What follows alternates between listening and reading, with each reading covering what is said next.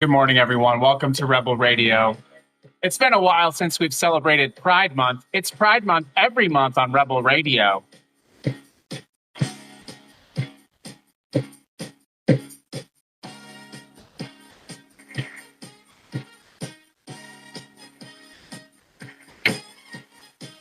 Let's hear it for our favorite co-host. It's been a while. He's feeling a little bit shy. Where did he go?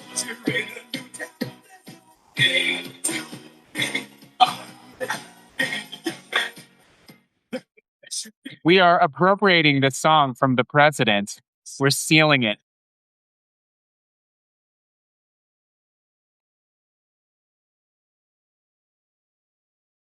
Happy Pride Month.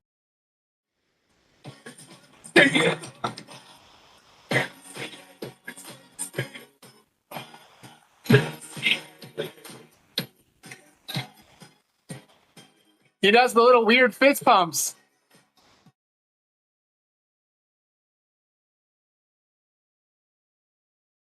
Come on, baby. Oh, we did it.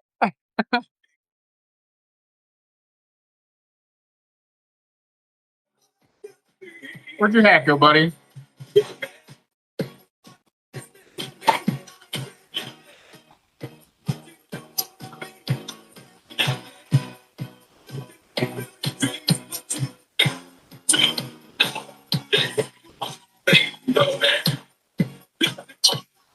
There he is.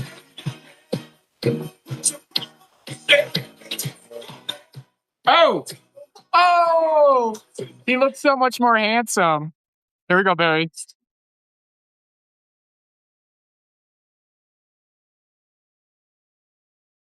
Yeah!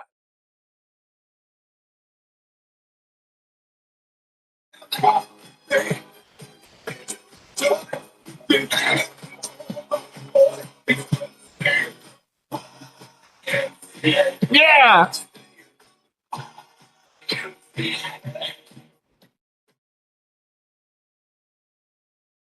All right, Barry. Good stuff.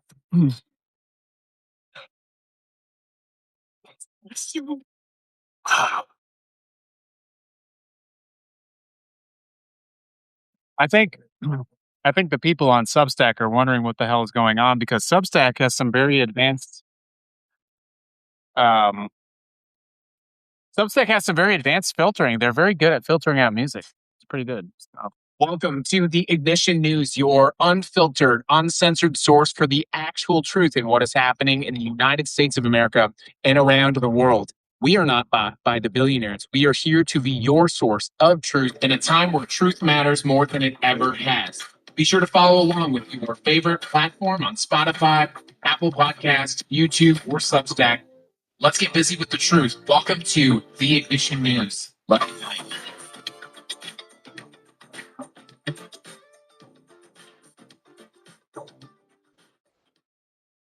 All right. Good morning, everyone. Welcome to the Ignition News. It's Sunday, February 22nd.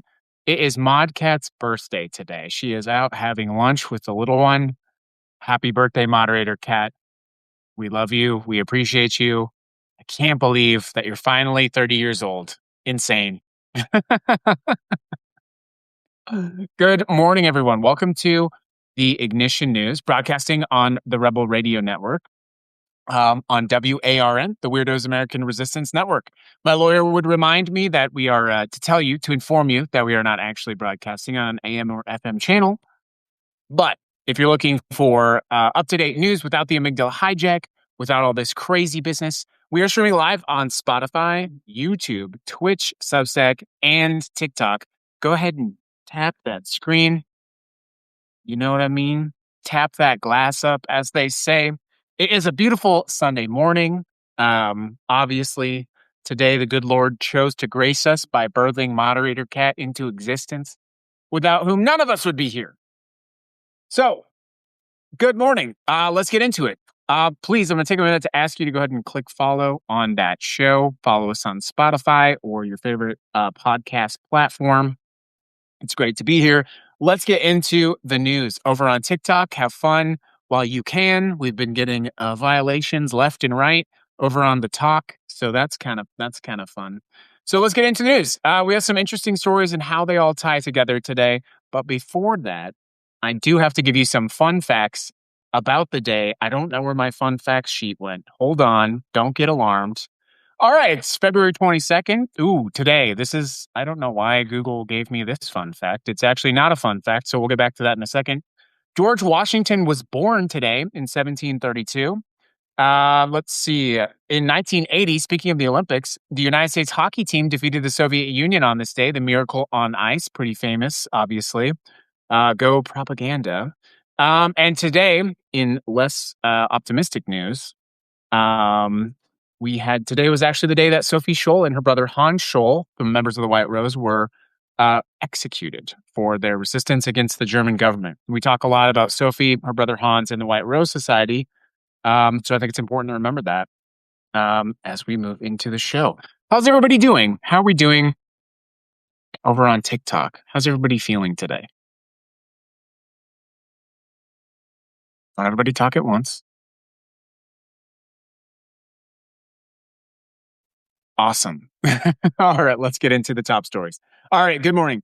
Our first story today is actually about DHS and the shutdown. Here's what happened this weekend. We're kind of getting out of it this morning. I do want you to pay close attention to the sequence of events here. So DHS, Department of Homeland Security, has been in a partial shutdown since February 14th. That is because Democrats in Congress have been taking a stand, refusing to give funding and trying to put some guardrails on ICE. We know that that's not necessarily happening, of course. So there is a shutdown because Republicans, I guess, want ICE to be running around, terrorizing people as long as they have body cameras and they still continue to wear masks. But of course, the obvious question, why are we getting in a pissing match about funding when ICE already has $75 billion? Obviously, this is a lot of political theater. So ICE continues to roll on. They have that massive pile of cash. But do you know who is not doing well? It's actually the TSA. We got 61,000 TSA agents who are working at the airport right now for free. This is now, I think, the third time since the administration started where TSA agents have been forced to work for free. The Coast Guard's working for free. And then Saturday morning at 6 a.m., Christy Ice Barbie Dog Killer Goat Killer Gnome shut down TSA PreCheck and Global Entry. She said it would be suspended because of the cost of it. So we've got 40 million Americans, by the way, who use a combination of the two, either PreCheck or Global Entry. That's like $75 a year. I don't know. It's about $80 a year. So you go through a background check, you do all this stuff. So in theory, they're shutting down the most secure passengers. Are you fucking kidding me? But here's what happened. Obviously, there was huge backlash from this. So they actually walked this back. So they say PreCheck is going to be operational for now. But Global Entry, as of the time of the recording of this show, I don't know, someone can check that in the comments. I'm not sure. As of the time of recording this show, Global Entry is still shut down. Now, Christy, Ice Barbie, Dog Killer, Goat Killer, Gnome said, quote, it's the Democrats' fault. She said this is the third time that Democrat politicians have shut down the department since during the 119th Congress. That is literally hostage taking.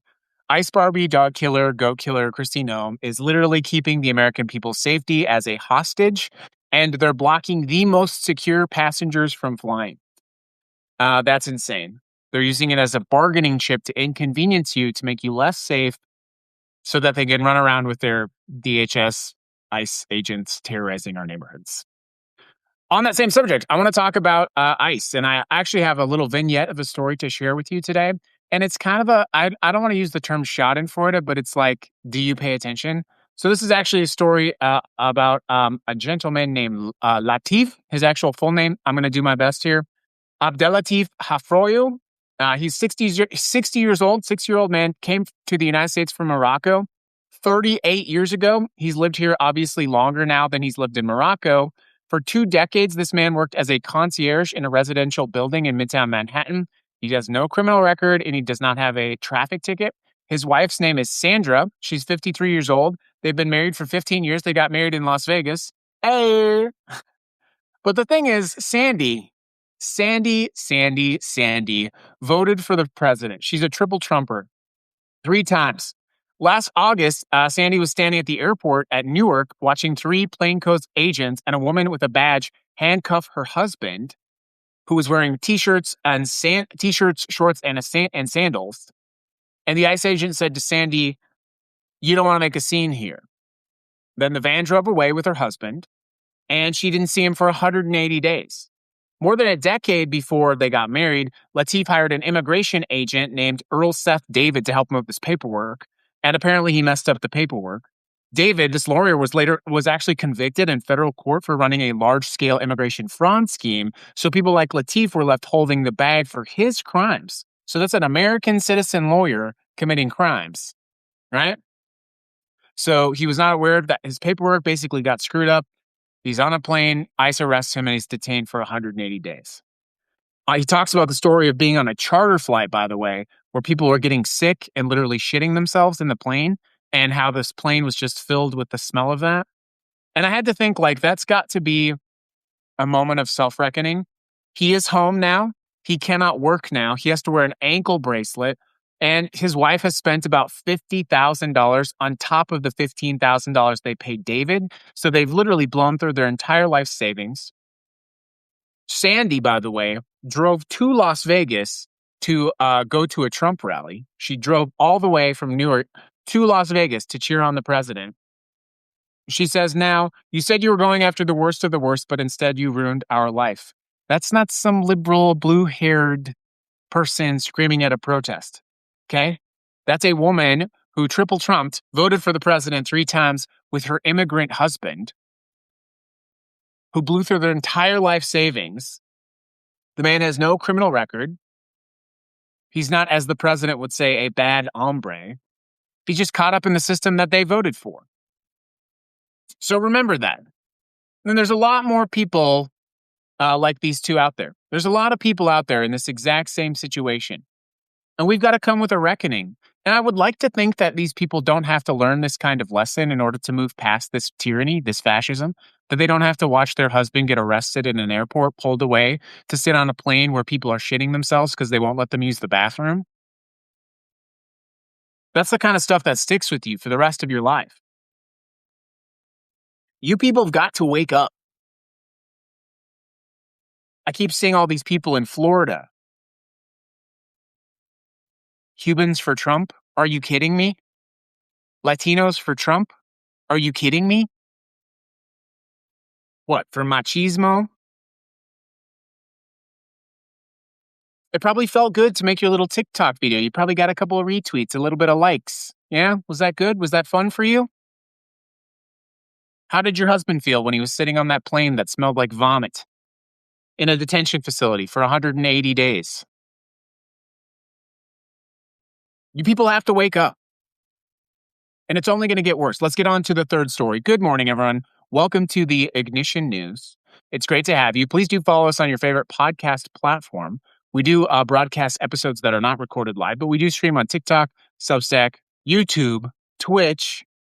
We're actually really growing that Twitch. By the way, if you're on Twitch, I'm trying to get to that 400 mark on Twitch. So click follow on Twitch. It would be appreciated.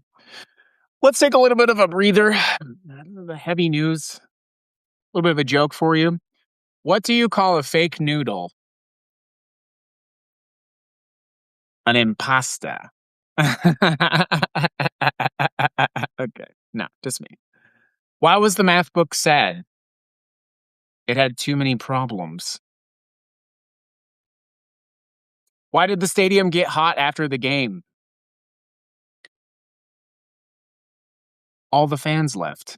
Okay. I'm trying to lighten it up. It can't all be doom and gloom all the time. You got to give me credit, okay? They're bad jokes. Let's get to the next story.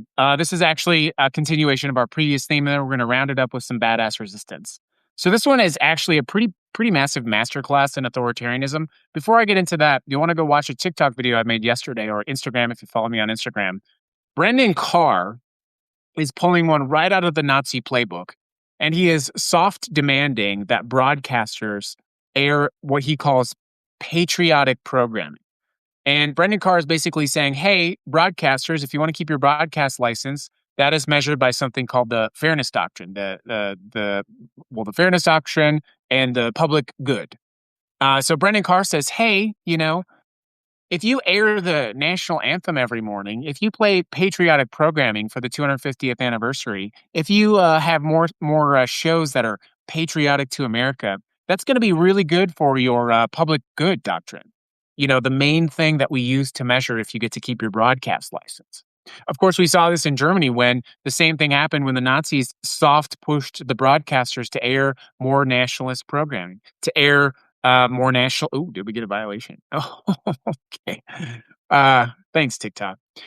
Really, really, really. My point is that this is exactly how the authoritarians work, right? It's, oh, hey, this is voluntary. It's a voluntary request that you play the national anthem every morning. It's a voluntary request that you play some more pro Trump content. It's a voluntary request that you play more content of national origin. Well, guess what? I've looked this up extensively. No request of this nature was ever made to any broadcaster during the bicentennial. None. Should be like, what, 1976? Does that sound right? Yeah. So they didn't ask that last time. Let me tell you how else this is moving, though. Okay. So this is another theme. I bring that up. It wasn't actually an agenda, but Saturday, the president made an absolutely crazy tweet that is a very textbook example of authoritarianism. And it's a good example of like calling out these people for their hypocrisy. So Netflix is in the middle of an $83 billion deal to acquire Warner Brothers Discovery and their franchises like HBO. That whole thing requires the president's approval. Well, technically, it requires approval from the Department of Justice, but we know how that works, blah, blah, blah. So Susan Rice works at Netflix. Susan Rice is former U.S. ambassador to the United Nations. She's former national security advisor, and she's currently on the board of on Netflix. So earlier this week, Susan was on a podcast, and she said some pretty remarkable things. She's saying companies have been bending the knee to Trump, and they should not expect Democrats to look the other way if Democrats are gaining power. She said the president is unpopular. She said corporations acting what they think is their self-interest is acting against the national interest. And she's just going right out there. So then Laura, giant crazy woman Loomer, gets out and fucking tweets about this and says, yeah, that she's threatening half the country. Laura Loomer is just absolutely insane. But then the president gets on Truth Social and says, Netflix should fire racist, Trump deranged Susan Rice immediately or pay the consequences. She's got no talent or skills, a purely political hack. Her power's gone and she will never be back. Or pay the consequences literally means if you don't fire Susan Rice, you're not getting HBO. You're not getting Warner Brothers. Literally, that's what it means. We can't look the other way. And these quote unquote conservatives, these Republicans who've always been, free market fucking, oh, we've got to let capitalism rule the world. Oh, blah, blah, blah. We can't be interfering with businesses. The businesses need to leave. The businesses need to be left alone to grow and to be America, right? These fucking hypocrites. They should be fucking screaming right now. The president of the United States, because of his little petty grievance, is threatening to cancel a fucking $83 billion deal, which he has no business in, which the DOJ has no business other than standard regulatory oversight, which, as a side note, the continued conglomeration of these media companies is not a good thing. Don't get me wrong. That's very bad for you. It's very bad for all of us. But it shouldn't be because the president is butthurt that Susan Wright fucking told the truth.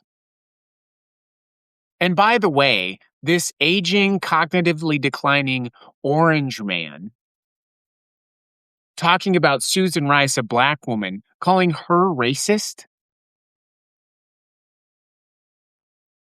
I don't know what race orange face is, orange makeup face, but I do know that you have no business with all of the terrible things that you've said about the Obamas, what you're doing to your supporters, as we just discussed. And the irony that these men worship this man as their form of masculinity, this cognitively declining man who puts on this orange spaghetti bowl colored, you know how spaghetti looks at the bottom of the bowl, the Tupperware, That's like That's like the color of the face. I don't get it. And this is who you worship? This is your hero. And you let this man who's bankrupted every business he's ever had, except for the crypto scheme that he's using to steal money from the government and from foreign influence operations. That's the person you're trusting with your judgment.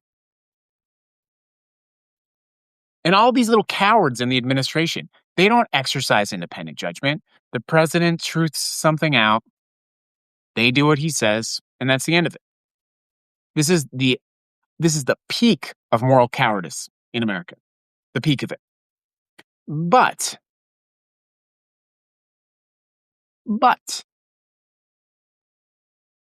there are bright, glowing signs of resistance. Let me take you to Prince William County, Virginia.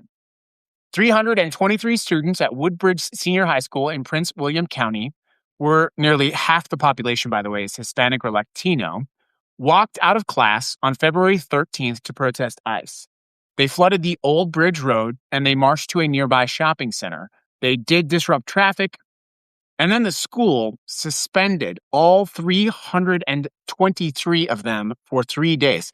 I just want to point out, if you think that you're punishing kids in high school for protesting by making them not go to school for 3 days, you're just fucking stupid. Thanks for giving them a 3-day vacation, okay? I have a teenager, protesting against ICE and then not having to go to school for 3 days. Are you stupid?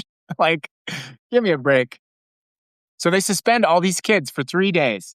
Then the following Friday, knowing full well that they would probably be suspended again, students across the entire county walked out. 9 high schools total. A second wave considerably larger than the first. Okay? And this is not just Virginia, by the way. This is happening all over. This is happening in Las Vegas, where we live. It's happening in Maryland, Utah, Oklahoma, where the Republican governor celebrated students being suspended, calling it a lesson in responsibility. To Texas, where Governor Greg Abbott suggested the state might pull funding from any school that allows protest. In Quakertown, Pennsylvania, roughly 35 to 50 high school students walked out peacefully last Friday. Police arrived. Video shows, it's now circulating online, an officer grabbing one of these students and putting a female student in a chokehold. At least 5 or 6 of those students were arrested. A witness said when the police escalated every step of the way, they said, "I'm shaken by it. They were just children." But these kids are showing us courage. One said, "Witnessing evil so close to home made the issue immediate." A student named Juliana, who was asked not to be fully identified, said she protested because she has friends who are immigrants. She got suspended. Her mom, Joanne, a social worker, said she's, quote, "proud as heck of her." Oh, mom, you can say hell. It's okay. You can say fuck. It's totally fine. Fuck yeah. I've spent a lot of time talking on the Rebel Radio and on this show about resistance movements, okay? We talked about the White Rose. We talked about that this morning. The students at the University of Munich who protested the German Nazis by handing out leaflets at extraordinary personal risk. Now, I can't compare the students at Woodbridge to the White Rose, who they were all executed. But I will say this. The willingness of young people to face real consequences, whether that is suspension, arrest, permanent record, that is not apathy. That is a generation showing us the way. The ACLU of Virginia said it as well. Schools can enforce rules against leaving campus. Students knew the rules and chose to break them consciously, but you're seeing a widespread recognition by students and the community that federal law enforcement has really overstepped. Channeling those feelings into peaceful protest is a positive thing. And I think this is the lesson. We have an entire generation of young people who see what is happening. I have a son who is this age. They see what is happening. I've never had this conversation with my son, but this was probably about a month ago. He was talking about, we use this term, obviously in America, it's kind of colloquial. We say illegal immigrants. And he was like, well, why do we call people illegal? No one is illegal. You can't be an illegal person. And that's kind of an older talking point about that term illegal immigration, by the way. We've had this discussion in depth. And maybe he picked that up from a side conversation I was having, or maybe he learned it himself at school, at his school, which is something like 40% Hispanic and Latino. The point here, our children are more tangibly demonstrating community and organizing and acknowledgement of risk than our elected officials. There is something like a 60-year gap when you look at the average age of those high school protesters to the average age of our members of Congress. Think about that for a second. Let's just say 50 to 60 years. Over the course of those 50 years, those politicians should have seen, should have known, and should have understand the advancements of human rights. They lived through one of the greatest civil rights eras in human history. And now, facing this crisis of democracy, they are completely failing to meet the moment. But time is a circle. Life is a circle. And our children see what is happening. Two things. Number one, your children see what is happening and they see how you are responding. Number two, those same children are going to grow to be adults who have witnessed these atrocities and who will take the learns and the lessons of what they did. And I believe they will help make this place considerably better because of it. So we have 3 stories of corruption, darkness, and tyranny, and 1 story of enormous moral courage. And I ask you the question, as scary as the first 3 things are, what is the one that sticks with you the most? The story of hope and the story of action. So go into your communities. Go with your children. Teach them right and wrong and show them and reward and recognize them for taking a stand in the moment.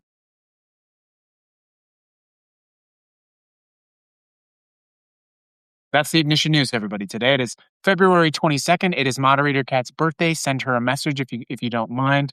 Embarrass her. I appreciate you very much, everybody. That is the show. Missed some chants here. Did we get some chants? What do we got? Doing okay over on YouTube. Okay, good. Substack, thank you. I'll see you later.